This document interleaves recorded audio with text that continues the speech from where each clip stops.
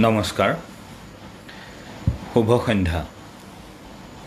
আশা কৰোঁ আপোনালোক সকলোৱে মোৰ মাতটো শুনিছে বা অথবা মোক দেখা পাইছে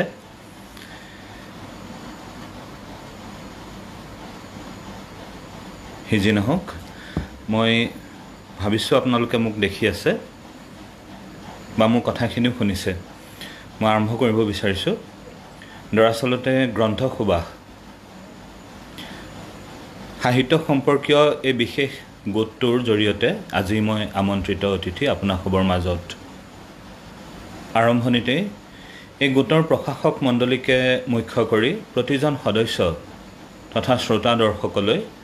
আন্তৰিক সম্ভাষণ জনালোঁ শ্ৰদ্ধা নিবেদিলোঁ বিশেষ পাতনিৰ প্ৰয়োজন বোধ কৰোঁ নাই যিহেতু আপোনালোকে বিজ্ঞাপনত মন কৰিছে যে মোৰ বিষয়ে উল্লেখ কৰা আছেই তথাপিও চমুকৈ এবাৰ ক'ব বিচাৰিম যে মই যোৰহাট বালিগাঁৱৰ স্থায়ী বাসিন্দা আৰু জগন্নাথ বৰুৱা মহাবিদ্যালয়ৰ পদাৰ্থ বিজ্ঞান বিভাগৰ সহকাৰী অধ্যাপক অসমীয়া সাহিত্যৰ প্ৰায় প্ৰতিটো দিশ গল্প উপন্যাস কবিতা শিশু সাহিত্য নাটক প্ৰবন্ধ নিবন্ধ গৱেষণা পত্ৰ সকলো দিশতে যেনেদৰে পাৰোঁ অধ্যয়ন তথা সৃষ্টিৰ জৰিয়তে চৰ্চা অব্যাহত ৰাখিছোঁ আৰু যেতিয়ালৈকে মনোবল অটুট থাকিব তেতিয়ালৈকে এই চৰ্চা চলাই ৰাখিম অব্যাহত ৰাখিম তাৰ বাবে প্ৰয়োজন হ'ব আপোনালোকৰ শুভাশীষ তথা সদিচ্ছা আমি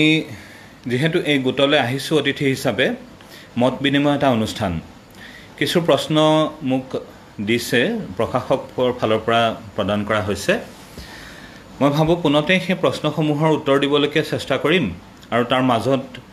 আপোনালোকৰ ফালৰ পৰা যদি কিবা জানিবলগীয়া থাকে প্ৰশ্ন উত্থাপন কৰে আৰু যদি সেই প্ৰশ্ন মোৰ দৃষ্টিগোচৰ হয় নিশ্চিতভাৱে তাৰ উত্তৰ দিবলৈ চেষ্টা কৰিম যি নহওক প্ৰথমে প্ৰশাসকৰ ফালৰ পৰা আমালৈ প্ৰেৰণ কৰা প্ৰথম প্ৰশ্নটোলৈকে যাব বিচাৰিছোঁ প্ৰশ্নটো আছিল সাম্প্ৰতিক সময়ত সাহিত্য চৰ্চা কৰি থকা নতুন লেখক লেখিকাসকলৰ প্ৰতিভা সম্ভাৱনীয়তা সন্দৰ্ভত আপোনাৰ ব্যক্তিগত মতামত কি হ'ব আপাত দৃষ্টিৰে যদি এই প্ৰশ্নটো লক্ষ্য কৰা যায় তাৰ উত্তৰ নিশ্চয় চমু হ'ব পাৰে যে নতুন লেখক লেখিকাসকলৰ প্ৰতিভা সম্ভাৱনা আছে বাবে আমি তেওঁলোকক নতুন লেখক লেখিকা হিচাপে অথবা লেখক লেখিকা হিচাপে তেওঁলোকক পাইছোঁ এইটো সাধাৰণ উত্তৰ হ'ব পাৰে কিন্তু এই প্ৰশ্নটো যদি আমি দকৈ দৃষ্টি দিওঁ ভালদৰে লক্ষ্য কৰোঁ এই প্ৰশ্নটোৱে বহুত কথা কয় বহুত শাখা প্ৰশাখা ইয়াত ওলাব পাৰে ধৰক আপোনালোকে এই প্ৰশ্নটো মন কৰক নতুন লেখক লেখিকাসকল ঠিক কোনখিনিৰ পৰা আমি কেনেকুৱা ধৰণৰ মাপকাঠিৰে বিচাৰ কৰিম যে এইখিনি লেখক লেখিকা নতুন আৰু এইখিনি প্ৰবীণ তথা অভিজ্ঞ নিৰ্দিষ্ট এটা মাপকাঠি লাগিব কাৰণ এটা সময়ত যিখিনি নবীন বুলি ভবা যায় সেইখিনি সময়ত প্ৰবীণ হয় প্ৰতিষ্ঠিত হয় এটা মন কৰক যে এই নতুন লেখক লেখিকা বা নবীন লেখক বুলি ক'লে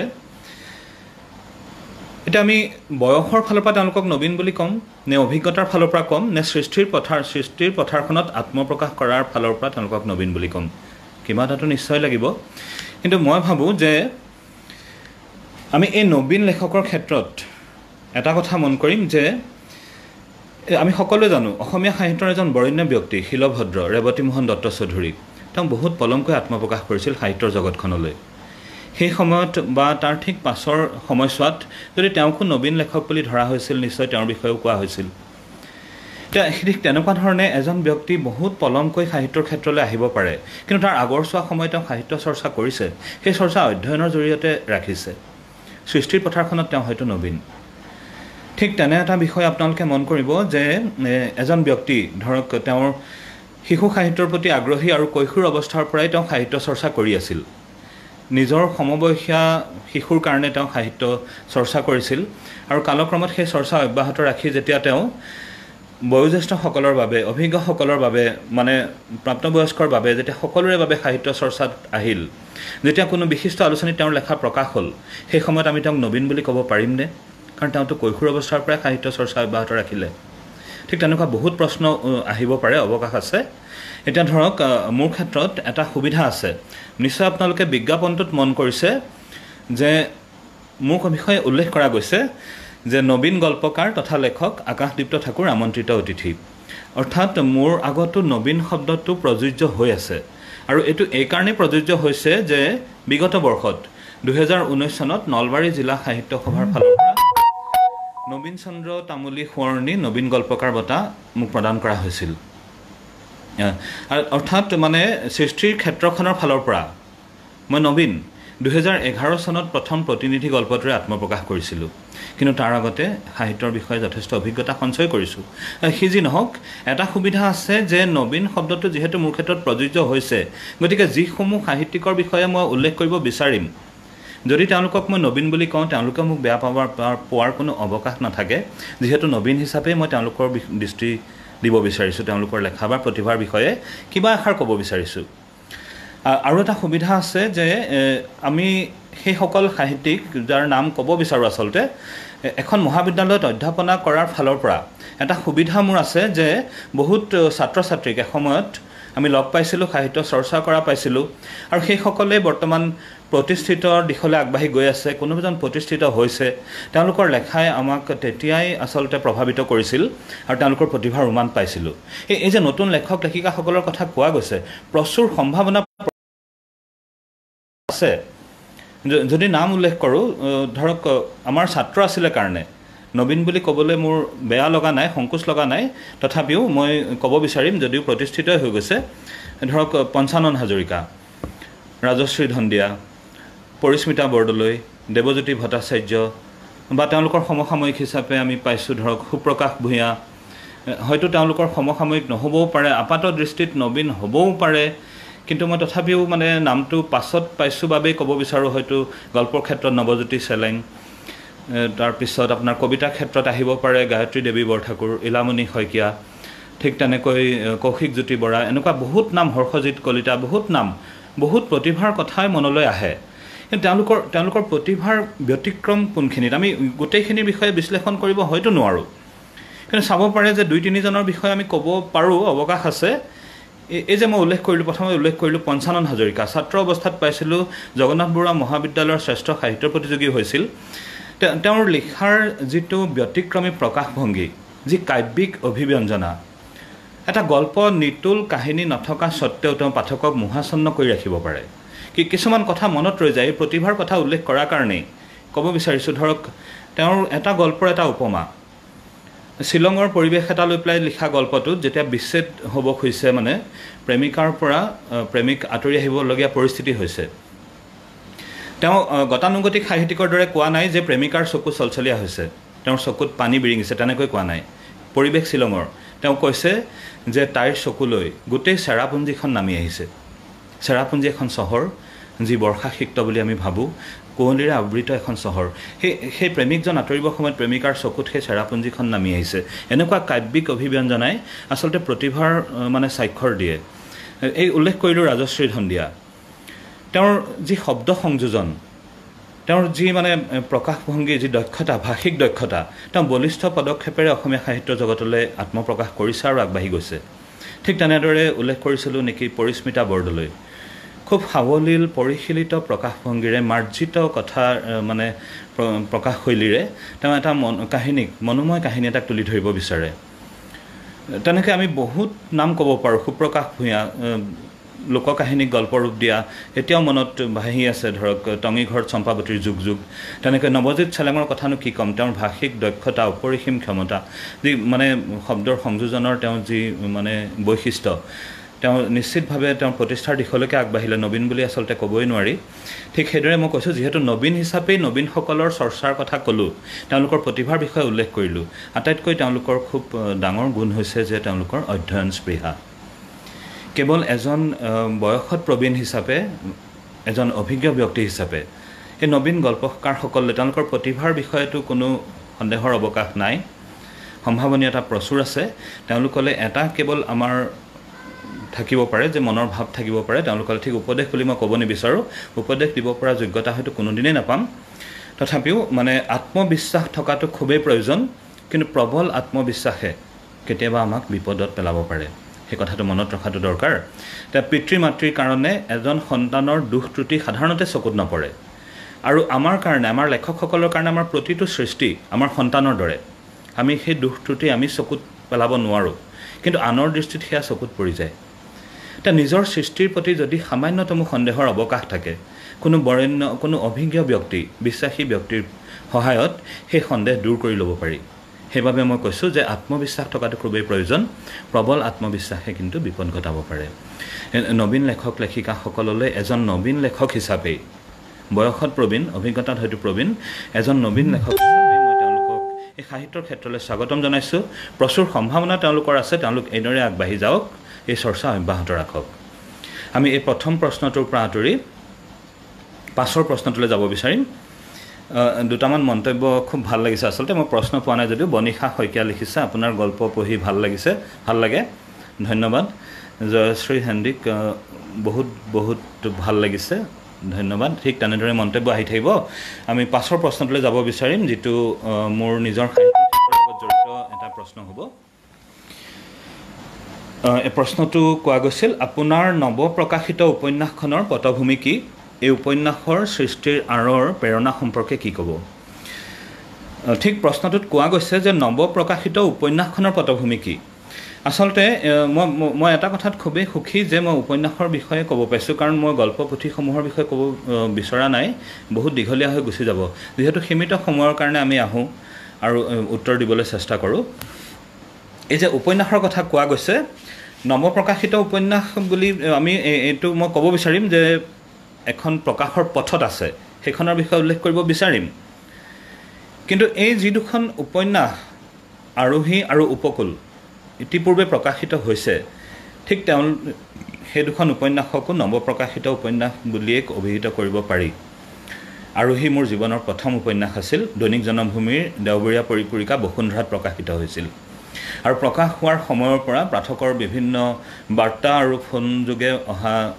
মানে ফোনৰ জৰিয়তে মই গম পাইছিলোঁ যে পাঠক সমাজে উপন্যাসখন আদৰি লৈছে আচলতে বহু চৰিত্ৰৰ সমাৱেশ ঘটিছিল উপন্যাসখনত আৰু পাৰিবাৰিক কাহিনীৰ জৰিয়তে আগবাঢ়ি গৈছিল বন্ধুত্ব প্ৰেম বিশ্বাস সংশয়ৰ মাজেৰে এটা কাহিনী আগবঢ়াই নিবলৈ চেষ্টা কৰিছিলোঁ অতি সতৰ্কতাৰে অতি সচেতন হৈ সেই কাহিনীসমূহ লিখিছিলোঁ আৰু বিভিন্ন অধ্যায়ত ভাগ কৰি যাওঁতে দৈনিক জনমভূমিৰ পৰিপূৰিকা বসুন্ধৰাত পৃষ্ঠাৰ সংখ্যা সীমিত গতিকে খুব কম পৰিসৰ দিয়া হয় সেই পৰিসৰৰ ভিতৰত এটা অধ্যায়ত এটা কাহিনী ক'বলৈ যাওঁতে অতি সচেতনতাৰে সেই উপন্যাসখন মই আগবঢ়াই লৈ গৈছিলোঁ জাগৰণ সাহিত্য প্ৰকাশনৰ দ্বাৰা প্ৰকাশ হোৱা সেই উপন্যাসখনে আজিও মনত কিছুমান ক্ষেত্ৰত বিমল আনন্দ দিয়ে এই ভাবি যে যেতিয়া 93 বছৰীয়া এগৰাকী আইতাৰ হাতত আৰোহী উপন্যাসখন দেখোঁ আৰু তেওঁৰ সেইখন প্ৰিয় কিতাপ বুলি পেলাই তেওঁ ফটো তুলিবলৈ সুবিধা দিয়ে ফটো ল'বলৈ সুবিধা দিয়ে তেতিয়া সঁচাকৈ মন ভৰি আহে যেন এজন লেখকৰ বাবে ইয়াতকৈ ডাঙৰ স্বীকৃতি আন একো নাই সেই আৰোহীৰ উপন্যাসৰ কাহিনীয়ে যে সততেই পাঠকক আকৰ্ষিত কৰিব সেয়া মই নিশ্চিত আপোনালোকে উপন্যাসখন পঢ়িব যিহেতু মোৰ প্ৰথম উপন্যাস তাৰ পাছত মই উপকূল উপন্যাসখন লিখিছিলোঁ আৰু এই উপকূল উপন্যাসখন স্বৰ্ণলিপি আলোচনীত ধাৰাবাহিকভাৱে প্ৰকাশ হৈছিল কিন্তু আলোচনীখনত প্ৰকাশ হৈ থকা অৱস্থাতে সেই গ্ৰন্থৰূপ পালে আচলতে উপকূল উপন্যাসখনে আমাক ৰক্ষণশীল সেই সময়ৰ সমাজ ব্যৱস্থালৈ লৈ যায় যি সময়ত ব্ৰাহ্মণ সমাজত বিধৱাসকলৰ বাবে সন্তানহীনা মহিলাসকলৰ বাবে যি অন্যায় অত্যাচাৰ হৈছিল পৰোক্ষভাৱে হওক প্ৰত্যক্ষভাৱে হওক যেনেকুৱা ধৰণৰ তেওঁলোক পৰিস্থিতিৰ সন্মুখীন হ'বলগীয়া হৈছিল নিজে দেখা কিছুমান ঘটনাৰ অৱলম্বন কৰি এটা কাহিনী সৃষ্টি কৰা গৈছিল আৰু সেই কাহিনীটোক মই উপন্যাসৰ ৰূপ দিবলৈ মই ক'বলৈ দ্বিধা নকৰোঁ সংকোচবোধ নকৰোঁ যে মই মোৰ সকলোখিনি তাত দিবলৈ চেষ্টা কৰিছিলোঁ আৰু উপন্যাসখন মই যিমান পাৰি সিমানেই সৰ্বাংগ সুন্দৰ কৰি গঢ়ি তুলিবলৈ চেষ্টা কৰিছিলোঁ মূল কাহিনীটো আগবাঢ়িছিল পৰিয়ালৰ সম্ভ্ৰান্ত ব্ৰাহ্মণ পৰিয়ালৰ যুৱতী মণিমালা তেওঁৰ শৈশৱৰ পৰা আৰম্ভ হৈছিল আৰু এজন অজাতিৰ যুৱক সেই সময়ত সমাজ ব্যৱস্থাৰ মতে যুৱকৰ লগত তেওঁৰ যি প্ৰেম হৈছিল সেই প্ৰেমে পৰিপূৰ্ণতা পাওক বুলি পেলাই সেই প্ৰেম নোহোৱা নাছিল সেই বয়সত গাভৰু বয়সত সেই প্ৰেমৰ অংকুৰণ ঘটিছিল যি প্ৰেমে সমীৰণকো সেই যুৱক সমীৰণকো বিহিবল কৰিছিল কিন্তু তেওঁলোকে এজনে আনজনক পোৱাৰ হাবিয়াস নাছিল সমাজৰ প্ৰাচীৰ ভাঙি পোৱাৰ হাবিয়াস নাছিল সময়ত মণিমালাৰ বিয়া হৈ গৈছিল আৰু তেওঁ বিধৱা হৈছিল স্বামী কি বস্তু পতি কি বস্তু বুজি পোৱাৰ আগতে তেওঁ বিধৱা হৈছিল কিন্তু সেই স্বামী গৃহত তেওঁ মনেৰে এযোৰ বগা সাজ উকা সাজেৰে তেওঁ নিজকে বিধৱা সজায়ো তেওঁ সমাজক প্ৰতিবাদ কৰিছিল যে তেওঁ সমাজৰ প্ৰতিটো নিয়ম মানিবলৈ বাধ্য কিন্তু তেওঁৰ অন্তৰখনে কাহানিও মানি ল'ব নোখোজে যে তেওঁ বিধৱা যিহেতু তেওঁ ইতিপূৰ্বেই এজনক পতিৰূপে বৰণ কৰিছে যিজন তেওঁৰ জীৱনৰ প্ৰথম পুৰুষ আৰু সেই পৰিয়ালত থকা আনগৰাকী মায়েৰ নাৰী সন্তানহীনা নাৰী শেৱালী মানসিক সংঘাত মানসিক দৃঢ়তা আৰু প্ৰতিবাদৰ বাবে অপৰিসীম যুক্তি এই শেৱালী চৰিত্ৰটো মই খুব সতৰ্কতাৰে খুব সাৱধানতাৰে নিজৰ অতি প্ৰিয় চৰিত্ৰ হিচাপে সৃষ্টি কৰিছিলোঁ আৰু সেই সন্তানহীনা শেৱালীয়ে লাঞ্ছনা গঞ্জনা সহ্য কৰিও নিজৰ ঘৰ পৰিয়ালক উদ্ধাৰ কৰিবলৈ অৱশেষত কি পথ ল'বলগীয়া হ'ল সমীৰণ আৰু মণিমালাৰ প্ৰেমে পৰিপূৰ্ণতা পালে নে সেইদৰেই ৰৈ গ'ল সেই গোটেই কথাখিনি উপকূল উপন্যাসখন পঢ়িলে আপোনালোকে বুজি পাব আৰু মই ক'ব বিচাৰিম যে উপকূল উপন্যাসখন সৃষ্টিত মই মোৰ সকলোখিনি তাত উৎসৰ্গা কৰিছিলোঁ আৰু মনত ভাল লাগে এইটো কাৰণে আজিও কোনোবা হয়তো সামাজিক মাধ্যমৰ জৰিয়তে হয়তো কোনোবা আলোচনীৰ জৰিয়তে উপকূলৰ বিষয়ে ক'ৰবাত নহয় ক'ৰবাত চৰ্চা হৈছে কোনোবাই আদৰি লৈছে সেই বাৰ্তা মোলৈ আহি থাকে আৰু সেয়ে মনত আনন্দ দিয়ে কাৰণ পাঠকৰ স্বীকৃতিতকৈ এজন লেখকৰ বাবে ডাঙৰ উপহাৰ অন্য একো হ'বই নোৱাৰে ইয়াৰ পাছত পৰৱৰ্তী সময়ত মই শিশু উপন্যাসখন ৰচনা কৰিলোঁ বেলি ফুলৰ ৰং এটা অগতানুগতিক চৰিত্ৰৰ শিশু বাপু তাৰ মাক দেউতাক তাৰ ককাক আইতাক তাৰ বিভিন্ন লগৰীয়া স্কুলৰ শিক্ষক শিক্ষয়িত্ৰী এই বাপুৰ কাহিনী সি হঠাৎ কৰি দিয়া একোটা ঘটনা যি সি নাজানে বুলি ভাবি থকা অৱস্থাটো জানি বুজি কৰি দিয়া একোটা সাংঘাতিক ঘটনা যি পাঠকক কৌতূহল দিয়ে আৰু আগ্ৰহী কৰি তোলে সেইধৰণে ৰচনা কৰা শিশুৰ উপযোগী সেইখন উপন্যাস বেলি ফুলৰ ৰং অসম বুক ট্ৰাষ্টে প্ৰকাশ কৰিছে আৰু ইতিপূৰ্বে উল্লেখ কৰা মোৰ উপকূল উপন্যাসখন কেৱল 5টা খণ্ড পঢ়ি অসমৰ এটা সম্ভ্ৰান্ত প্ৰকাশন গোষ্ঠী জ্যোতি প্ৰকাশনৰ পৰা প্ৰকাশিত হৈছিল আৰু এইখিনিতে অতিশয় সৌভাগ্যৰ বিষয় যে মোৰ শেহতীয়া উপন্যাস যিখন অন্য যুগ আলোচনীত ধাৰাবাহিকভাৱে প্ৰকাশ হৈ আছে সিপাৰে যমুনাৰ এই উপন্যাসখন অচিৰেই আপোনালোকৰ হাতত পৰিব আৰু এই উপন্যাসখনৰ বিষয়ে মই কিবা এষাৰ ক'ব বিচাৰিম তাৰ কাহিনী বিন্যাস ব্যতিক্ৰমী কাহিনী বিন্যাস অগতানুগতিক কাহিনী এইভাবে ক'ব বিচাৰিম যে সমাজত চলি থকা লোকচক্ষুৰ আঁৰত চলি থকা বিভিন্ন ঘটনা যিবিলাক ঘটনা সাহসেৰে সেই উপন্যাসখনত প্ৰতিফলিত কৰিবলৈ চেষ্টা কৰা গৈছে আপোনালোকে মন কৰক যে অতীজত ৰজা মহাৰজা আছিল আমি জানো যে ক্ষুদ্ৰকে ৰচনা কৰিছিল মৃষ্যকটিকা ঠিক সেই সময়ত আপোনালোকে জানে যে ৰজা মহাৰজাৰ আশ্ৰয়ত থকা সেই বেশ্যাসকল বাৰবনিতা তেওঁলোকৰ সামাজিক এটা স্বীকৃতি আছিল তেওঁলোকৰ সন্মান আছিল সমাজত দেৱদাসী প্ৰথা প্ৰচলিত আছিল কিন্তু আজিৰ সমাজত যিসকল ব্যক্তিয়ে অৰ্থ প্ৰাচুৰ্যৰ বলত ক্ষমতা আৰু অহংকাৰৰ বলত নিজকে ৰজা মহাৰজাৰ শাৰীলৈ উন্নীত কৰিব বিচাৰে তেওঁলোকৰ একোগৰাকী ৰক্ষিতা থাকে বিভিন্ন সমস্যাত পৰি পৰিয়ালৰ তাৰণা দাৰিদ্ৰ অৱস্থা বা অন্য যিকোনো ঘটনাত পৰি তাৰণাত পৰি হয়তো কোনোবা যুৱতী তেনেকুৱা এজন ব্যক্তিৰ ৰক্ষিতা হয় তেওঁৰ পৰিয়াল আছে এঠাইত পৰিয়াল আছে আৰু সেই যুৱতীক বেলেগে ৰাখি থৈছে কিন্তু সেই ৰক্ষিতা যি এগৰাকী যুৱতী যাৰ মানসিক সাহস অপৰিসীম যাৰ দৃষ্টিৰে এখন সমাজ অৱলোকন কৰিবলৈ চেষ্টা কৰা গৈছে যাৰ দৃষ্টিৰে সমাজত চলি থকা বিভিন্ন ঠাইত চলি থকা ব্যভিচাৰসমূহক উন্মুক্ত কৰিবলৈ চেষ্টা কৰা গৈছে যাৰ সাহস অপৰিসীম কিন্তু সেই সাহস মানসিক সাহস নীলাঞ্জনা যি ইচ্ছাৰে এজন ব্যক্তিৰ ৰক্ষিতা হৈ আছে আৰু তেওঁৰ তাত কোনো আপত্তি নাই কাৰণ নীলাঞ্জনা হৈছে এটা অতিশয় সাহসী প্ৰতিবাদী চৰিত্ৰ যি নিজৰ জীৱনটো কেনেকৈ উপভোগ কৰিব লাগে সেয়া কেৱল নিজে ঠিক কৰিব এই উপন্যাসখন আপোনালোকে পঢ়িব এইটো কাৰণে পঢ়িব যে উপন্যাসখনৰ বাবে মই বিভিন্ন তথ্য অধ্যয়ন কৰি বিভিন্ন ধৰণে চালি জাৰি চাই বহুত মানে সাৱধানে ইয়াৰ কাহিনী বিন্যাসক আগবঢ়াই নিছোঁ সমাজৰ প্ৰতিটো স্তৰত ঘটি থকা কিছুমান ঘটনা যি আমাৰ দৃষ্টিৰ সন্মুখত ঘটিছে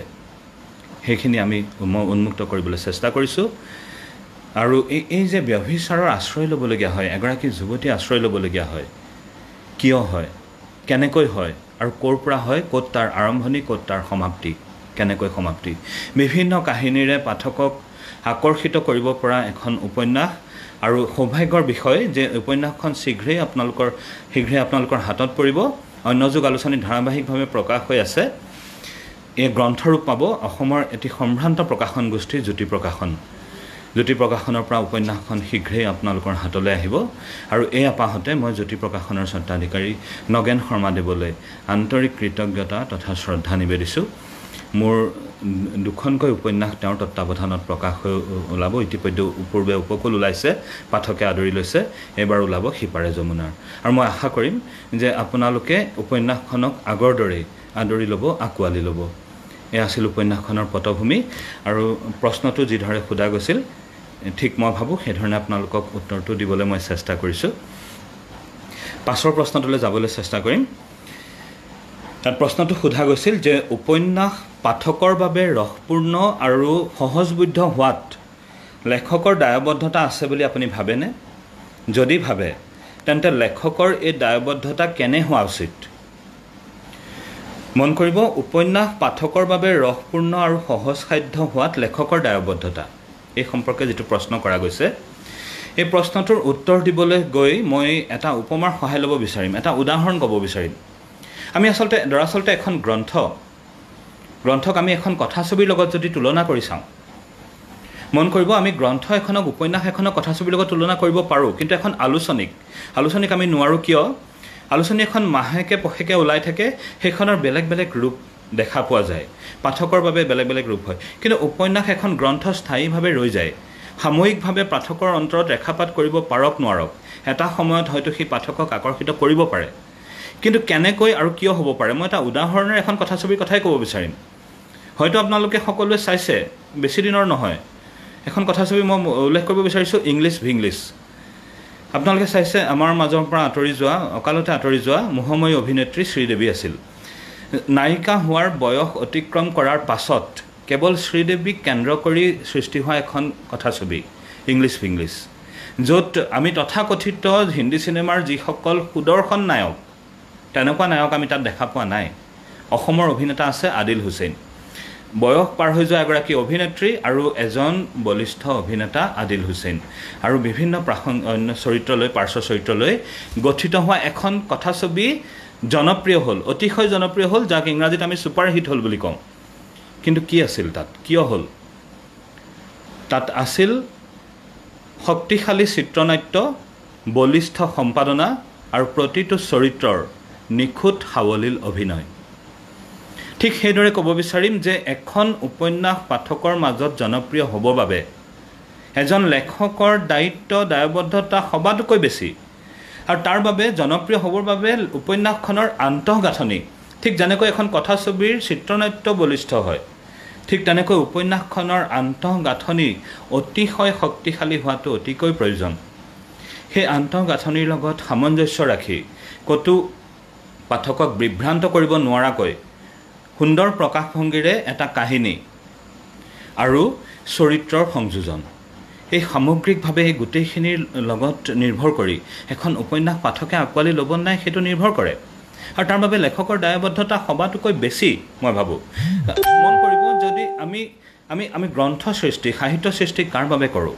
মূলতঃ পাঠকৰ বাবে যদি পাঠকে আকোৱালি নলয় তেতিয়াহ'লে সেই সৃষ্টি হ'ব পাৰে কেৱল আৱৰ্জনা শুনিবলৈ বেয়া হ'ব পাৰে এখন গ্ৰন্থ যদি পাঠকে স্বীকৃতি নিদিয়ে তেতিয়াহ'লে হয়তো সেই আৱৰ্জনাহে হ'ব গতিকে পাঠকৰ স্বীকৃতি আটাইতকৈ প্ৰয়োজনীয় আৰু পাঠকৰ স্বীকৃতি লাভৰ বাবে মই জনপ্ৰিয়তাৰ কথা কৈছোঁ কিন্তু সস্তীয়া জনপ্ৰিয়তাৰ কথা কোৱা নাই মন কৰিব যে কলাসুলভ গুণ সকলো কলাত্মক শৈলীৰে সম্পৃক্ত হোৱা সত্ত্বেও ডক্টৰ ভৱেন্দ্ৰনাথ শইকীয়াৰ প্ৰথমখন কথাছবি সন্ধ্যাৰাগ দৰ্শকে আকোৱালি লৈছিল কিয় আকোৱালি লৈছিল তেওঁৰ অন্তৰীপ উপন্যাসখনৰ এটা খণ্ডৰ দ্বাৰা নিৰ্মিত হোৱা অগ্নিস্নান কথাছবিখন দৰ্শকৰ মাজত প্ৰচুৰ জনপ্ৰিয় হৈছিল আৰু আটাইতকৈ আচৰিত কথা এখন আঞ্চলিক ভাষাৰ কথাছবিয়ে সৰ্বভাৰতীয় পৰ্যায়ত শ্ৰেষ্ঠ চিত্ৰনাট্যৰ বঁটা আজুৰি আনিবলৈ সক্ষম হৈছিল সেই চিত্ৰনাট্যই যদি সেই চিনেমাখনক কলাত্মক চিনেমা হোৱা সত্ত্বেও পাঠকৰ অন্তৰত সাঁচ বহুৱাইছিল তাহলে এখন উপন্যাসত সেই গুণখিনি থাকিবই লাগিব ঔপন্যাসিকজনৰ সেই দায়বদ্ধতা থাকিব লাগিব কিদৰে তেওঁ পাঠকক বিভ্ৰান্ত নকৰাকৈ এটা নিতুল কাহিনীক সাৱলীল প্ৰকাশভংগীৰে আগবঢ়াই লৈ যাব পাৰে মই কিছুমান উপন্যাসৰ বিষয়ে উল্লেখ কৰিব বিচাৰিম যি অসমীয়া সাহিত্যত অতীজৰ পৰা আমি শ্ৰদ্ধাৰে নাম লওঁ আমি সেইখিনিক আমি এটা বেলেগ স্বীকৃতি দি থৈছোঁ ধৰি লওক দেৱেন্দ্ৰনাথ আচাৰ্যৰ জংগম বীৰেন্দ্ৰ কুমাৰ ভট্টাচাৰ্যৰ মৃত্যুঞ্জয় লীলা গগৈৰ নৈ বৈ যায় আব্দুল মালিকৰ সুৰুজমুখীৰ স্বপ্ন মামণি ৰয়ছম গোস্বামীৰ দঁতাল হাতীৰ উঁয়ে খোৱা হাওদা ডক্টৰ ভৱেন্দ্ৰনাথ শইকীয়াৰ অন্তৰীপ ডক্টৰ লক্ষীনন্দন বৰাৰ গংগা চিলনীৰ পাখি ৰীতা চৌধুৰী বাইদেউৰ দেওলাংখুই তাৰপিছত হোমেন বৰগোহাঁইদেৱৰ সুবালা এই ধৰণৰ উপন্যাস আজিৰ পটভূমিত সাম্প্ৰতিক সময়ত মই উল্লেখ কৰা এইকেইখন উপন্যাসৰ লগত শাৰী পুৰাই বহিব পৰাকৈ এখনৰ নাম ক'ব পাৰিমনে মন কৰক যে এটা বছৰত কোনোবা লেখকে 3খন 4খন উপন্যাস সৃষ্টি কৰি দিব পাৰে একো ডাঙৰ কথা নহয় কিন্তু এনেকুৱা এখন উপন্যাস সৃষ্টি কৰাটো প্ৰয়োজন যিখন উপন্যাসৰ নাম ক'লেই প্ৰতিজন সাহিত্যপ্ৰেমীয়ে বিনা দ্বিধাই লেখকজনৰ নাম সন্নিৱিষ্ট কৈ দিব পাৰে ডক্টৰ ভৱেন্দ্ৰনাথ শইকীয়াৰ অন্তৰীপ উপন্যাসখন কোনো বঁটা বাহন পোৱা নাই আজিও প্ৰতিজন অসমীয়াক সুধিলেই ক'ব অন্তৰীপ কোনে লিখিছিল ভৱেন্দ্ৰনাথ শইকীয়া ছাৰ বলিষ্ঠ কাহিনী তাত চৰিত্ৰ বিশ্লেষণ মন কৰক যে অন্তৰীপ উপন্যাসৰ মেনকা যিটো চৰিত্ৰ আজিলৈকে সৃষ্টি হোৱা সকলো উপন্যাসৰ সকলো চৰিত্ৰতকৈ সৰ্বাধিক চৰ্চিত সেই চৰিত্ৰ মেনকাৰ চৰিত্ৰৰ ওপৰত যিমান বিশ্লেষণ হৈছে যিমান চৰ্চা হৈছে আজিলৈকে কোনো চৰিত্ৰৰ বিষয়ে হোৱা নাই মদগৰ্বী স্বামী অহংকাৰী মদগৰ্বী লম্পট বুলি ঠিক নহয় কামুক স্বামীৰ লাঞ্ছনা বঞ্চনাৰ প্ৰতিবাদ কৰিবলৈ মেনকাই যি প্ৰতিবাদৰ ভাষা হাতত তুলি লৈছিল যি প্ৰতিবাদৰ তেওঁ চানেকি দিছিল সেই প্ৰতিবাদৰ গ্ৰহণযোগ্যতাৰ সম্পৰ্কে সাম্প্ৰতিক সময়তো তাৰ গ্ৰহণযোগ্যতাৰ সম্পৰ্কে এটা দুদুল্যমান পৰিস্থিতিৰ সৃষ্টি হয় প্ৰশ্ন উত্থাপন হয় যে সেই সময়ত তেনে প্ৰতিবাদ হৈছিল নে বা তেনে প্ৰতিবাদ হোৱা উচিত আছিল নে কিন্তু যি অন্তৰীপ উপন্যাসখনৰ ভিতৰত সোমাই হৃদয়ংগম কৰিছে তেনে পাঠকে বিনা দ্বিধাই ক'ব পাৰে যে মেনকাৰ সেই প্ৰতিবাদৰ মূল্য আছে সেই প্ৰতিবাদৰ অৰ্থ আছে কিছু সংলাপৰ জৰিয়তে তেওঁ কেনেকৈ সাব্যস্ত কৰিছিল উপন্যাসত উল্লেখ কৰা কথাছবিত উল্লেখ কৰা মেনকাৰ চৰিত্ৰৰ সংলাপ মনত ৰৈ যোৱা সংলাপ মই ইয়াত আপোনালোকৰ সন্মুখত ক'ব বিচাৰিম আই বোপায়ে সীতা সাবিত্ৰী হ'বলৈ কৈ পঠিয়াইছিল তেনে হ'ব নোৱাৰিলেও অন্ততঃ ধৰ্মত আছিলোঁ কিন্তু কথা নাই বতৰা নাই মোৰ আগতে মোৰ 4টাকৈ ল'ৰা ছোৱালীৰ আগতে ডংকৈ এজনী গাভৰু ছোৱালী আনি আপুনি তাইৰ লগত শুবলৈ ল'লে তাৰ পাছতো আপোনাৰ ভৰিৰ ধূলি শিৰত লৈ মই কি ধৰ্ম কৰি থাকিম সহি এদিন মই সৰগলৈ যাম কিন্তু কি যাতনাৰ বাবে মই কি ভুলৰ বাবে মই নৰক যাতনা ভুগিবলগীয়া হ'ল এনেকুৱা বলিষ্ঠ সংলাপ দিছিল মেনকাৰ মুখত সেই সময়ৰ সমাজত সেই পটভূমিত মেনকাৰ যি প্ৰতিবাদ য'ত নাৰী পুৰুষৰ সমতাৰ কথা আহে কেৱল এটা সংলাপে গোটেই কথাখিনি কেনেদৰে ফুটি তুলিবলৈ চেষ্টা কৰে চাওক তেওঁ উল্লেখ কৰিছিল মেনকাৰ মুখেৰে ৰাম থাকিবলৈ হ'লে সীতাও থাকিব লাগিব তেহে এটা সংলাপৰ জৰিয়তে কৈ দিব পৰা এখন বিশাল মহাসমুদ্ৰৰ দৰে এটা কাহিনী ৰাম থাকিবলৈ হ'লে সীতাও থাকিব লাগিব তেহে ঠিক তেনেকুৱা ধৰণৰ কিছুমান চৰিত্ৰৰ যি সংযোজন ঘটে কিছুমান উপন্যাসত যি কাললৈকে স্থায়ী হৈ ৰৈ যায় দঁতাল হাতীৰ উঁয়ে খোৱা হাওদা মই বিভিন্ন চৰিত্ৰৰ মাজলৈ নগ'লোৱেই এটা সৰু পাৰ্শ্ব চৰিত্ৰ যি অকণমান সময়ৰ বাবে নিৰ্বাক ৰূপত ভুমুকি মাৰি অলপ সময়ৰ কাৰণে থাকি পাঠকৰ অন্তৰত সংবেদনশীলতাৰ সৃষ্টি কৰিব পাৰে সেই চৰিত্ৰ আছিল ইলিমন কি সুন্দৰকৈ তেওঁলোকে চৰিত্ৰ সংযোজন কৰে কি সুন্দৰকৈ কাহিনী বিন্যাস আগবঢ়াই লৈ যায় লীলা গগৈ নৈ বৈ যায় যেন অসমীয়া লোকজীৱনৰ এক জীৱন্ত দলিল প্ৰতিজন অসমীয়াই যেন সেই উপন্যাসখন পঢ়া উচিত ঘৰত সংৰক্ষণ কৰা উচিত গংগা চিলনীৰ পাখি লক্ষীনন্দন বৰা ছাৰৰ মালিক ছাৰৰ সুৰুজমুখীৰ স্বপ্ন বীৰেন্দ্ৰ কুমাৰ ভট্টাচাৰ্যৰ মৃত্যুঞ্জয় উপন্যাস এটা মাত্ৰ সংলাপ কেনেকুৱা আচৰিত লাগে যে সংলাপৰ যি জোৰ লোককথাৰ আঁৰত যে সংলাপটো তুলি দিয়া গৈছিল দেহাটো নিগুটিকৈ চোৱা কৰিলেও হতচিৰি যোৱাহঁতে লোক শব্দৰ যি প্ৰয়োগ দেহাটো নিগুটিকৈ চোৱা কৰিলেও হতচিৰি যোৱাহঁতে কেৱল এটা সংলাপৰ এটা বাক্যৰে কেনেকৈ পাঠকক অন্তৰত স্পৰ্শ কৰিব পাৰে আপোনালোকে উপলব্ধি কৰক এয়াই হ'ব পাৰে এজন ঔপন্যাসিকৰ দায়বদ্ধতা পাঠকৰ অন্তৰ জয় কৰিব পৰাকৈ ইয়াত যিদৰে আমাক প্ৰশ্নটো সোধা গৈছে পাঠকৰ বাবে ৰসপূৰ্ণ আৰু সহজবোধ্য হোৱাত লেখকৰ দায়বদ্ধতা আছে বুলি আপুনি ভাবেনে যদি ভাবে তেনেহ'লে লেখকৰ দায়বদ্ধতা কেনে হোৱা উচিত ঠিক এই সম্পৰ্কে মোৰ উত্তৰ সেইটোৱে ক'ব বিচাৰিম যে সম্পূৰ্ণ দায়বদ্ধতা মানে দায়িত্ব লেখকেই কাণ পাতি ল'ব লাগিব আৰু তেওঁ কিতাপখন গ্ৰন্থখন উপন্যাসখন পাঠকৰ উপযোগীকৈ আগবঢ়াই দিব পাৰিব লাগিব ঠিক আপোনালোকৰ সন্মুখলৈ মই পাছৰ প্ৰশ্নটোলৈ যাব বিচাৰিম মোক সোধা গৈছিল যে মই মন্তব্য পাইছোঁ সুইটশ্ৰী বৰা প্ৰিয় লেখকগৰাকীৰ অনুষ্ঠান চাই ভাল লাগিছে মৃদুল কুমাৰ গগৈ গল্প আৰু অনুগল্পৰ পাৰ্থক্য কি জনাবচোন সেই প্ৰশ্নটো ইয়াতো মোক দিয়া গৈছিল যে গল্প আৰু অনুগল্পৰ পাৰ্থক্য কি এই প্ৰশ্নটোৰ উত্তৰ মই ইতিপূৰ্বে হ'বলগীয়া হৈছে অৰ্থাৎ মই মন কৰিছোঁ যে এই অনুগল্প ই সৰ্বত্ৰ প্ৰচলিত এটা শব্দ হৈ পৰিছে এটা প্ৰতীক হৈ পৰিছে কিন্তু এই অনুগল্প এই নামটো প্ৰকৃততে কোনে দিলে গল্প আৰু অনুগল্পৰ পাৰ্থক্য চাওক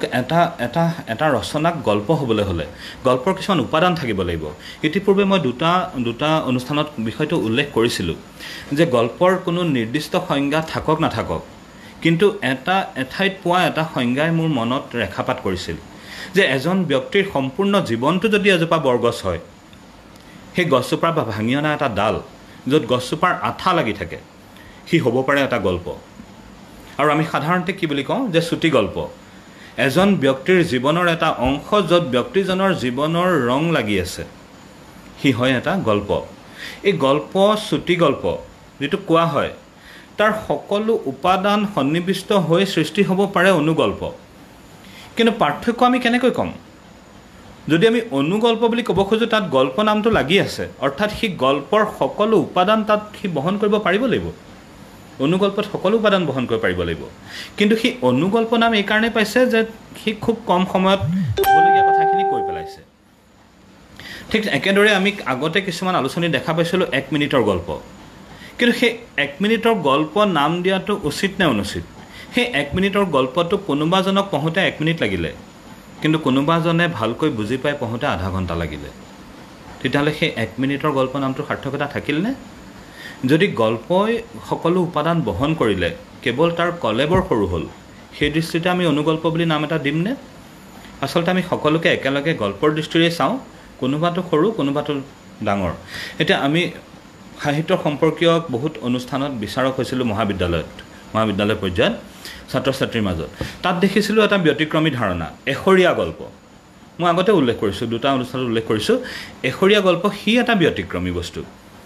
এটা বাক্যত এটা সম্পূৰ্ণ গল্প কৈ দিব পাৰে আচৰিত ধৰণৰ ক্ষমতা কেৱল দাড়িটো ব্যৱহাৰ কৰিবই নোৱাৰে এটা বাক্য ভাৱবোধক চিন ব্যৱহাৰ কৰিব নোৱাৰে দাড়ি ব্যৱহাৰ কৰিব নোৱাৰে ছেমিকলন কমা সেইখিনি ব্যৱহাৰ কৰিব পাৰে কেৱল শব্দৰ সংযোজনেৰে মোৰ মনত আছে এটা প্ৰতিযোগিতা য'ত দুজন ছাত্ৰ ছাত্ৰীৰ এশৰীয়া গল্প দুটা মানে বহুত গল্পটো পাইছিলোঁৱেই ইমান প্ৰতিভাসম্পন্ন ছাত্ৰ ছাত্ৰীৰ মাজৰ পৰা বহুতখিনি গল্প পাই দুটা গল্পই মোক এটা ৰাতি ভাবিবলৈ বাধ্য কৰাইছিল যে প্ৰথম স্থান মই কোনটোক দিওঁ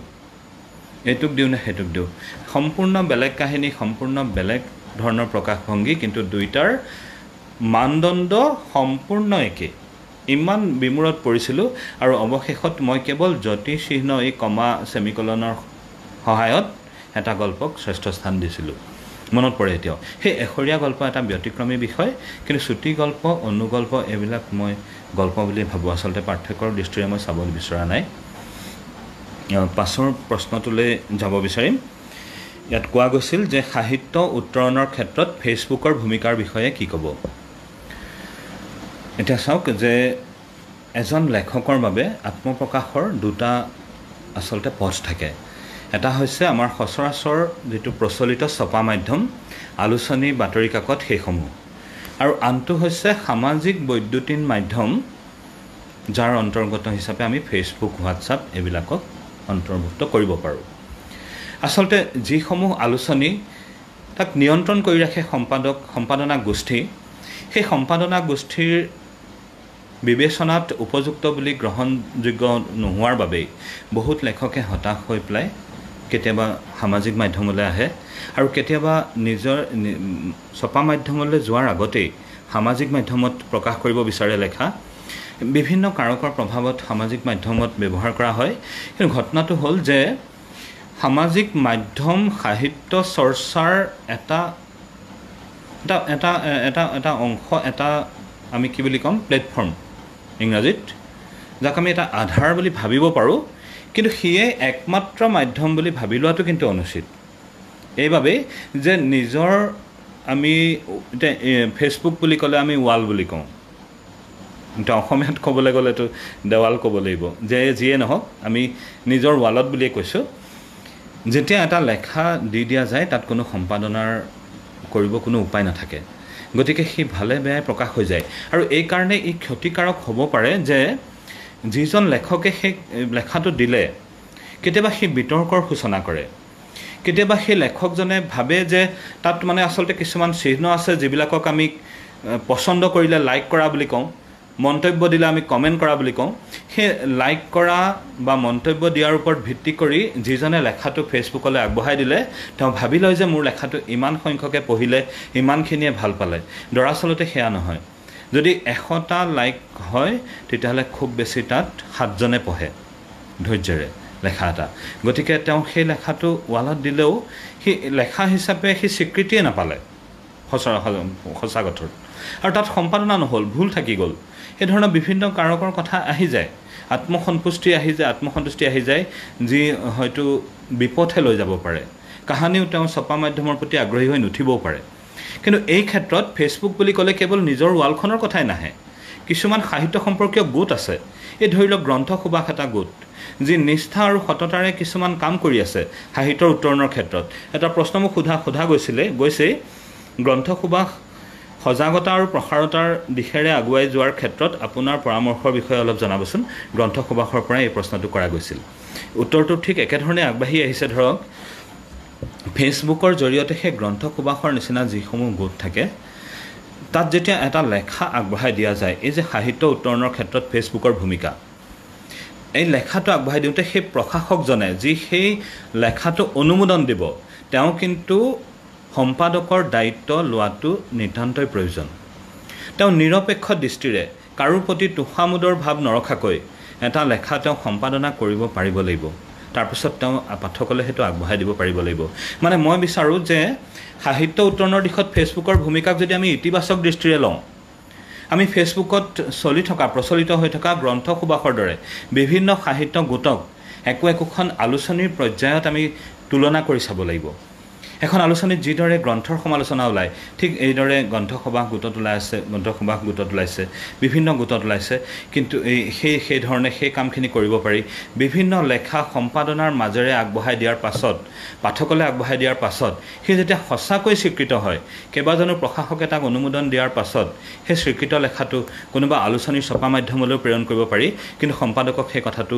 প্ৰকৃত অৰ্থত জনাই লোৱাটো উচিত যে এইটো এই ধৰণে সামাজিক গোটত আছিল এই লেখাটো প্ৰকাশৰ উপযোগ্য নেকি চাব পাৰে তেতিয়া সেই লেখকজন পোনপটীয়াকৈ এখন আলোচনীৰ লগত জড়িত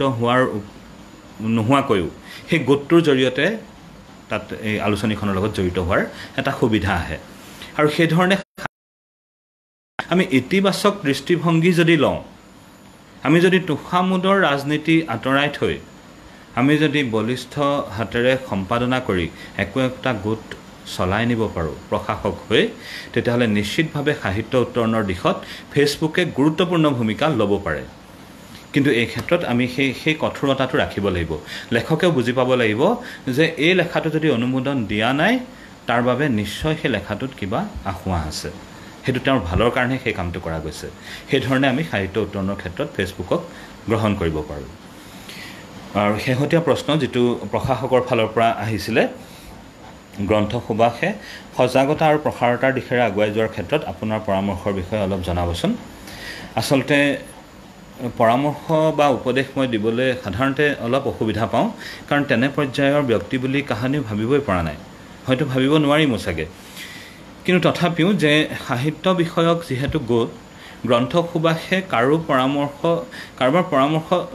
দিলে তেওঁলোকে গ্ৰহণ কৰিব সেইটো নিশ্চিত, কিন্তু পৰামৰ্শ অবিহনেই হয়তো তেওঁলোকে বিভিন্ন কাম কৰি গৈছে যিখিনি সঁচাকৈ মই নিজে আচৰিত হৈছোঁ। মই প্ৰশাসকৰ পৰা কেতিয়াবা শুনি নিজে আচৰিত হৈছোঁ। তেওঁলোকে কোনো ব্যৱসায়িক দৃষ্টিভংগীৰে এই গোটটো তেওঁলোকে আৰম্ভ কৰা নাই। কেৱল সাহিত্যৰ প্ৰচাৰ আৰু প্ৰসাৰৰ লক্ষ্যহে আগত ৰাখি তেওঁলোকে এই গোটটোত নিষ্ঠাৰ আৰু সততাৰে কাম কৰি গৈছে। মই ভাবোঁ এইদৰে তেওঁলোক আগবাঢ়ি যাওক। আৰু পৰামৰ্শ মানে মই এইধৰণেই দিব বিচাৰিম যে যেতিয়াই কোনো লেখকে মানে সততাৰে সৈতে এখন কিতাপৰ বিষয়ে গোটৰ জৰিয়তে অনুমোদন ল'ব বিচাৰে যে প্ৰকাশৰ বাবে, বিজ্ঞাপনৰ বাবে, সেইখিনিত তেওঁলোকে সহায় কৰা উচিত। কিতাপখন পাঠকৰ মাজত জনপ্ৰিয় হোৱাত যিমান পাৰি তেওঁলোকে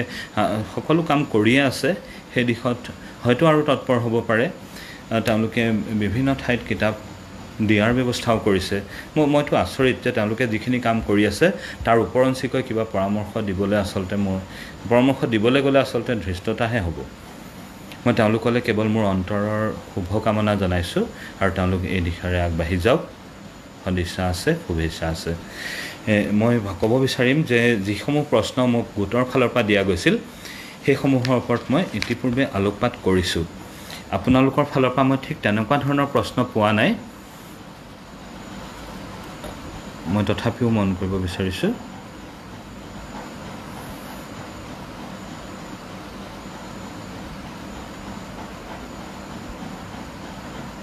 তেনেকুৱা প্ৰশ্ন পোৱা নাই। আৰু যদি আপোনালোকে প্ৰশ্ন সুধিব বিচাৰে মই এতিয়াও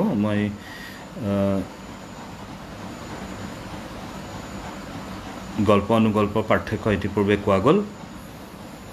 বাকী থাকিলে তেতিয়াহ'লে মোৰ তেনেকুৱা নাই। বৰ্তমান মই আপোনালোকৰ মাজৰ পৰা নিশ্চিতভাৱে বিদায় ল'ব পাৰোঁ। যদি আপোনালোকে ধৈৰ্য সহকাৰে মোৰ কথাখিনি শুনিলে তেতিয়াহ'লে সকলোলৈ আন্তৰিক ধন্যবাদ জনাইছোঁ। যদি অনুষ্ঠান উপভোগ কৰিছে সকলোলৈ ধন্যবাদ জনাইছোঁ, কৃতজ্ঞতা প্ৰকাশ কৰিছোঁ। পুনৰ নিশ্চয় আপোনালোকৰ মুখামুখি হ'ম বেলেগ বিষয় লৈ, বেলেগ আলোচনাৰ জৰিয়তে। ধন্যবাদ। শুভৰাত্ৰি।